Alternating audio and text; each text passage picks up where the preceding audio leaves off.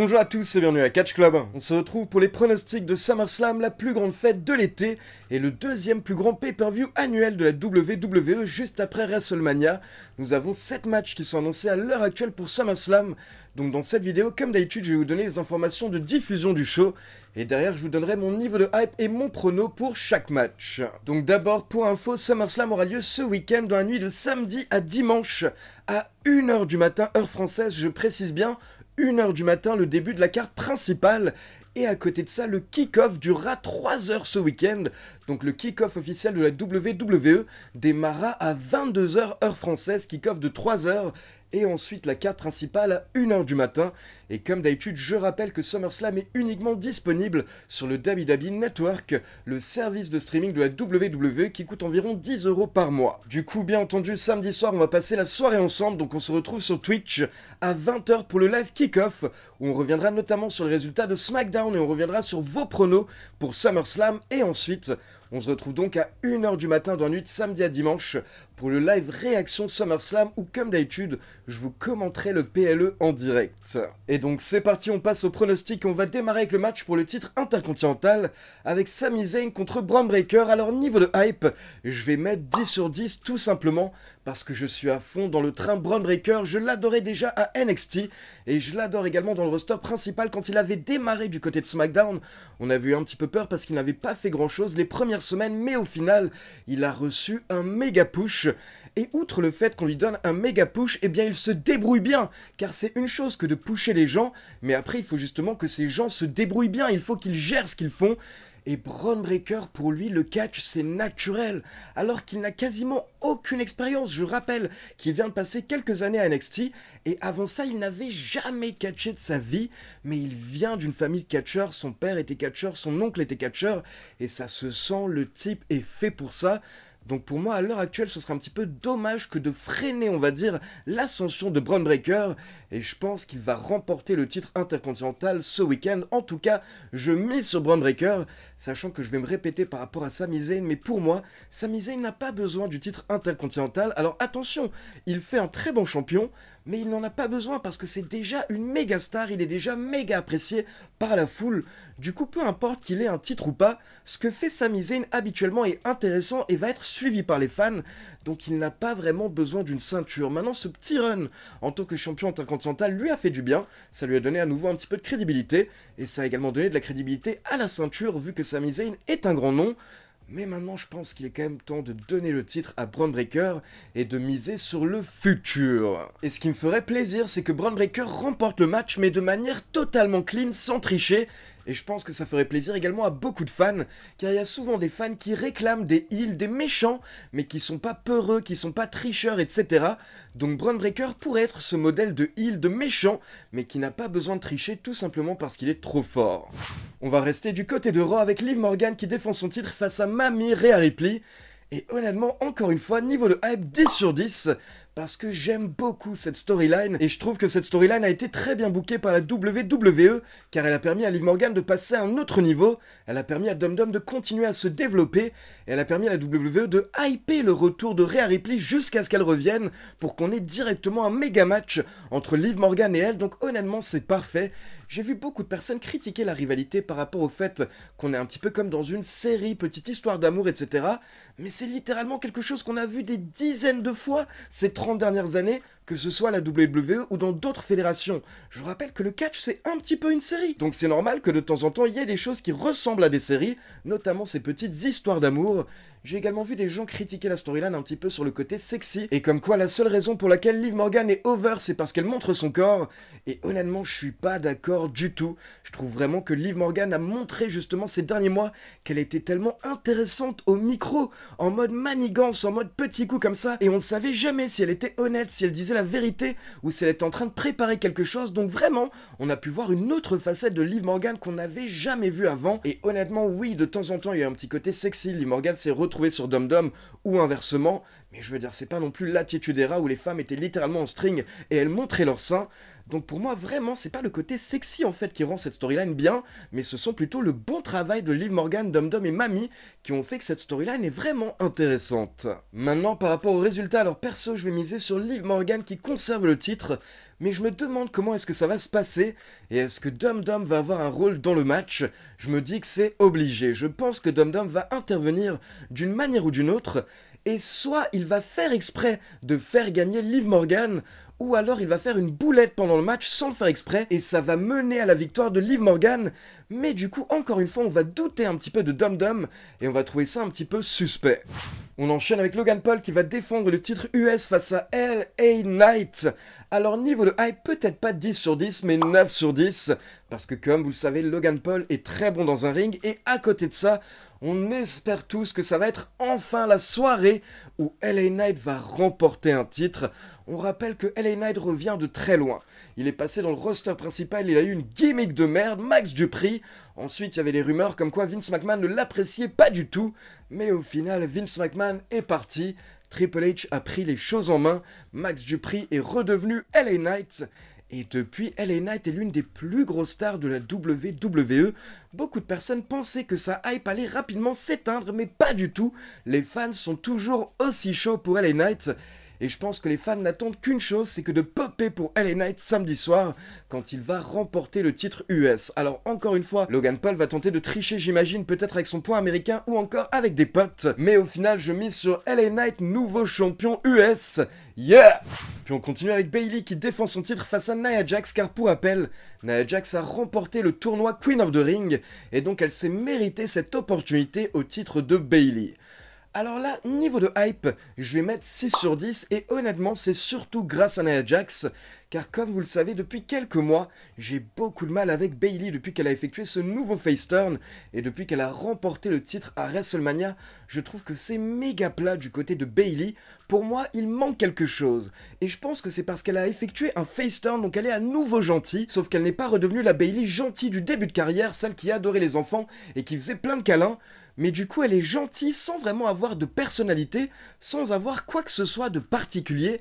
Et du coup, il manque quelque chose, il faut que Bayley fasse quelque chose pour améliorer tout ça, car même ses promos et ses interviews du côté de SmackDown deviennent très moyennes parce qu'elle n'a pas de personnalité. Mais à côté de ça, par contre, on a une Nia Jax qui effectue un excellent travail depuis qu'elle est de retour à la WWE, et apparemment elle aurait fortement impressionné les officiels en coulisses, et la WWE souhaiterait justement la féliciter, la récompenser pour son bon travail.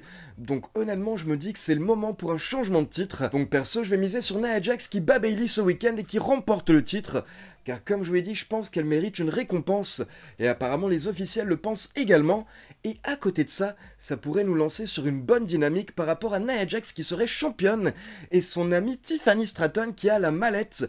Donc derrière, pendant plusieurs semaines ou plusieurs mois, on pourrait avoir des segments ou des moments où par exemple Nia Jax serait KO, et là on aurait Tiffany Stratton qui hésiterait par rapport au fait de cash-in ou pas sur son amie. Donc Nia Jax, nouvelle championne, île destructrice, et pendant ce temps, ce serait bien que Bayley trouve quelque chose afin de relancer sa gimmick, parce qu'il lui manque pas grand chose, c'est une très bonne catcheuse, mais il faut un petit peu changer la personnalité. Et petite remarque par rapport aux 4 premiers matchs que j'ai pronostiqués, vous l'avez sûrement remarqué, mais j'ai pronostiqué 3 changements de titre, alors c'est peut-être un petit peu optimiste, mais c'est SummerSlam, je me dis que tout est possible. On enchaîne avec CM Punk contre Drew McIntyre avec Seth Rollins en arbitre invité. Alors niveau de hype, je vais mettre 9 sur 10, j'enlève un point, parce qu'encore une fois, je n'ai pas aimé le fait que Drew McIntyre remporte la mallette pour tout de suite la perdre. Je trouve que c'était pas la peine d'ajouter encore cette couche à la storyline McIntyre-CM Punk, vu que les deux se détestaient déjà assez. Donc pour cette petite raison, je vais mettre un niveau de hype 9 sur 10, mais je suis tout de même bien hypé. Et la grande question par rapport à ce match, c'est quel sera le rôle de Seth Rollins? Est-ce que Seth Rollins va aider McIntyre ou CM Punk? Soit en le faisant exprès, soit sans le vouloir, mais est-ce qu'il aura un rôle dans le match? Est-ce qu'il aura un impact particulier? Et avant de donner mon pronostic, petite remarque par rapport à Drew McIntyre, car il y a beaucoup de personnes qui me contactent en disant que Drew McIntyre se fait humilier et maltraiter par la WWE. Alors les gars, ce n'est pas du tout le cas. Je rappelle que Drew McIntyre est signé à la WWE pour plusieurs années et qu'il gagne des millions, je dis bien des millions de dollars par an et que chaque semaine il est à la télévision en prime time pendant 10, 20, voire parfois 30 minutes. C'est littéralement l'une des superstars les mieux utilisées par la WWE et sa storyline avec CM Punk est l'une des storylines principales de la fédération. Donc Drew McIntyre est littéralement l'une des plus grandes stars de la WWE et l'une des stars les mieux traitées par la WWE. Maintenant, le fait de perdre et d'avoir enchaîné plusieurs grosses défaites, c'est justement une storyline. C'est quelque chose que la WWE nous raconte, c'est une histoire afin justement de frustrer McIntyre. Mais la fin de l'histoire, ce sera sûrement qu'au final, McIntyre aura de grosses victoires et ça risque de démarrer, j'imagine, à SummerSlam. Vraiment, faut comprendre que c'est du catch et on nous raconte simplement des histoires. Je rappelle que c'est pas un vrai sport, c'est une série et donc on nous raconte des histoires et là actuellement dans cette partie de l'histoire, McIntyre perd, mais à un moment, vous inquiétez pas, McIntyre gagnera à nouveau. Et donc justement, comme je viens de le dire, je pense que la vengeance de McIntyre pourrait démarrer à SummerSlam. Donc je vais miser sur une victoire de McIntyre contre CM Punk, peut-être justement avec une intervention de Rollins, comme ça direct derrière, on pourrait partir sur Seth Rollins contre CM Punk lors des prochains mois. On enchaîne avec le match pour le titre World Heavyweight avec le champion Damian Priest contre le challenger Gunther qui avait remporté le tournoi King of the Ring pour obtenir ce match. Alors niveau de hype, je vais mettre un beau 9 sur 10, et ce que je trouve très intéressant par rapport à ce match, c'est que quand Gunther avait remporté le tournoi King of the Ring, vous aviez la majorité des fans qui étaient persuadés que Gunther allait devenir champion à SummerSlam. Mais ces dernières semaines, Damian Priest a été tellement bon que petit à petit, il y a de plus en plus de personnes qui commencent à penser que Damian Priest pourrait conserver son titre lors de SummerSlam au final. Et perso, depuis WrestleMania, je n'arrête pas de répéter que Damian Priest fait un excellent travail en tant que champion et qu'il est en train de passer à un autre niveau, donc j'apprécie vraiment son travail et j'aimerais bien pourquoi pas le voir continuer à être champion encore quelques semaines voire quelques mois. Donc perso, j'ai envie de miser sur Damian Priest qui conserve le titre. Mais le problème, c'est qu'il pourrait y avoir des interventions pendant ce match, et je pense notamment à Judgment Day, car Damian Priest a clairement fait comprendre qu'il veut se débrouiller tout seul.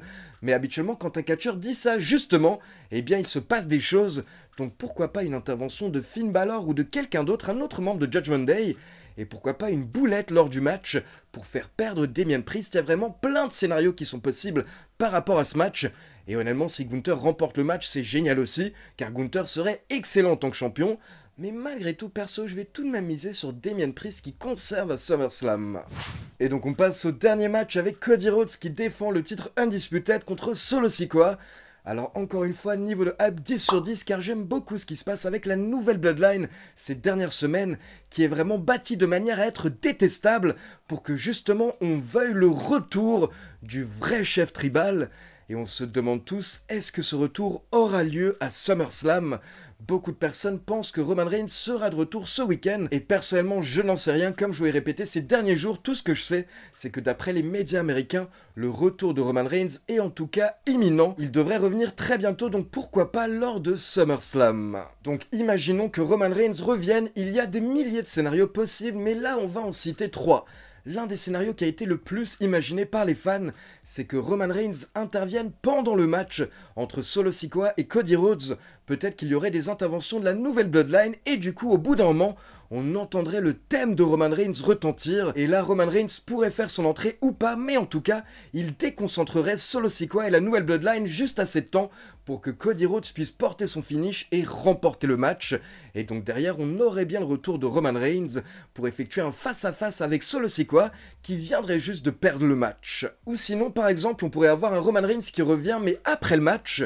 Et donc là, on a deux options. Soit Cody Rhodes vient de remporter le match, et du coup à ce moment-là, Roman Reigns vient pour confronter Solo Sikoa et se moquer du fait qu'il se prétend être le nouveau chef tribal, mais il n'a pas été capable de battre Cody Rhodes, et donc là on lance la rivalité entre Roman Reigns et Solo. Ou alors Roman Reigns vient après le match et Solo Sikoa vient de devenir le nouveau champion Undisputed. Et donc là pareil, on lance la rivalité Roman Reigns Solo Sikoa, mais cette fois-ci pour la place de chef tribal et pour le titre Undisputed. Mais personnellement je pense que si on se lance bien sur une rivalité Roman Reigns contre Solo Sikoa et ancienne Bloodline contre nouvelle Bloodline, à ce moment-là cette rivalité n'a pas besoin du titre Undisputed. Donc à mon avis, il vaut mieux laisser le titre Undisputed sur Cody Rhodes ce week-end à SummerSlam. Comme ça, après SummerSlam, Roman Reigns et Solo Sikoa peuvent faire ce qu'ils veulent et Cody Rhodes peut se tourner vers un nouveau challenger. Mais à ce moment-là, il faut quelqu'un de gros pour enchaîner après SummerSlam. pourquoi pas Randy Orton, à moins que la WWE préfère garder Randy Orton contre Cody Rhodes plutôt pour WrestleMania 41, à voir. Et donc perso, si je devais choisir, j'aurais un gros match entre Cody Rhodes et Solo Sikoa, avec des interventions de la nouvelle Bloodline, mais là, j'aurais les potes de Cody Rhodes, Randy Orton et Kevin Owens, qui viendraient l'aider, et à la fin, Cody Rhodes conserverait le titre. Mais après le match, la nouvelle Bloodline serait en train de démolir Cody Rhodes, Kevin Owens et Randy Orton, très violemment, pourquoi pas également avec Hikuleo qui viendrait les aider à ce moment-là, mais à la fin, on aurait le thème de Roman Reigns qui viendrait retentir à ce moment-là, et Roman Reigns qui viendrait sauver Cody Rhodes, Randy Orton et Kevin Owens. Donc ça, ce serait le scénario idéal, mais qui sait, peut-être qu'au final, Roman Reigns ne sera pas du tout présent ce week-end, mais peut-être qu'on aura un autre retour, je pense par exemple à Jimmy Uso, qui est également absent depuis plusieurs mois, car la WWE prépare sûrement quelque chose avec Jimmy Uso, et donc pourquoi pas au final Jimmy Uso qui interviendrait à SummerSlam, je pense que c'est également une option. À côté de ça, il y a beaucoup de personnes qui parlent de Brock Lesnar, mais je vous avoue que par rapport à Brock Lesnar, comme je l'ai expliqué, je pense que pour le moment c'est mort. Je rappelle qu'il est cité dans une affaire dans la plainte contre Vince McMahon. Donc pour le moment, perso, si j'étais la WWE, je n'utiliserais pas Brock Lesnar. Et dernière petite remarque, je pense que vous l'avez remarqué, mais honnêtement, la carte est énorme. On a 7 matchs, 6 matchs sont pour les titres, et le dernier match qui n'est pas pour un titre, c'est CM Punk contre Drew McIntyre, donc c'est une énorme affiche. Donc je pense vraiment qu'on va avoir un très gros SummerSlam ce week-end. Je compte sur vous pour être présent sur Twitch samedi soir à 20h pour le live kick-off et à 1h du matin pour le live réaction. Donc voilà, c'est tout pour les pronos de SummerSlam. Maintenant, comme d'habitude, c'est à vous. N'hésitez pas à me laisser vos pronos dans les commentaires. Et comme d'habitude, n'oubliez pas de liker la vidéo, de vous abonner à la chaîne et de cliquer sur la petite cloche pour être informé de la sortie des prochaines vidéos. Ciao tout le monde!